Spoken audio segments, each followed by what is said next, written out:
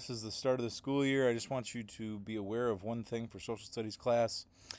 Every day to start social studies, you will answer a question based on our This Day in History slide for that day while I am taking attendance. You can see an example of one up here. You will need to get a new answer sheet each Monday from the front mailbox, which has space for Monday through Friday. And then you turn that in on Friday when you have finished the last one for the week. And it's your responsibility to fill it out every day and keep track of your paper throughout the week to make sure you have it to turn in on Friday. These slides that I'm showing you now are not available or posted anywhere for you to access, so that means if you don't complete the work in class and want to earn points back for doing it, since you didn't do it, you have to complete a makeup work document. And so I'm going to show you how to access that document and do that, and what to do with it to earn the points back for this weekly assignment that we're going to have. So this is an example again of one of the ones that looks like. Sometimes the questions are deeper and more thought-provoking, and others are like this one, like which band or song did you listen to most over the summer? So it has a variety of topics and types of questions, but your job is to answer them each day. So going back over here to Google Classroom, if this was our class, I always suggest going to Classwork on Google Classroom. That's organized that way for me, and I will have a materials section at the top where there is a This Day in History makeup work. So click on that, and you will open up the document in here, which is a view-only document for you. So you will have to go to File, make a copy, probably give it a title like, your name, This Day in History makeup work. Go ahead and make a copy of that. And then you're going to have to answer the questions and fill out the things that are on here, and you will end up sharing this back to me to get the credit back. So as you can see, it has a spot for which week were you missing the work.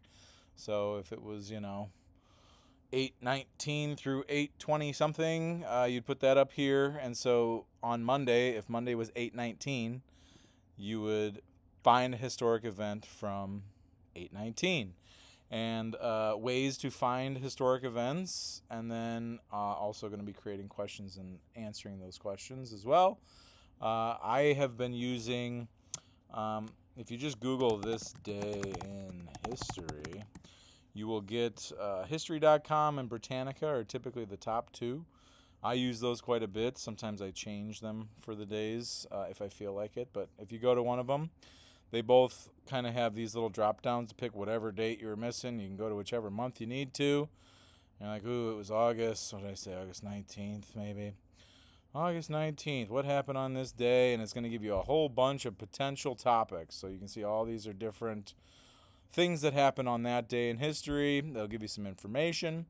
So once you have done that, you go back to your copy, fill out what the historic event was. You need to generate a question about that event. So fill out, whatever question you think is thought-provoking. They don't have to all be super deep, like I just kind of showed you the example of, what band did you listen to most over the summer. But it should be connected to the event.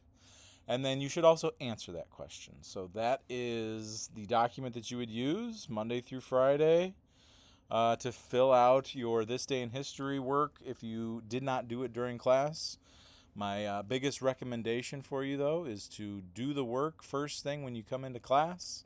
That should be your routine, and then you don't have to ever worry about this missing work document. It is easy to just answer the question briefly while I'm taking attendance, and then at the end of the week, turn it in to the bin in classroom. If you do end up again doing this for the missing work points, make sure that you share this with me. Go to the share button and type my name in and share it with me. It doesn't matter if I'm editor or view only. And also I'd like you to send me an email just to let me know the work is done so I can go back and make sure to get you those points back. So that is how to make up your missing work for This Day in History for the week. Take care.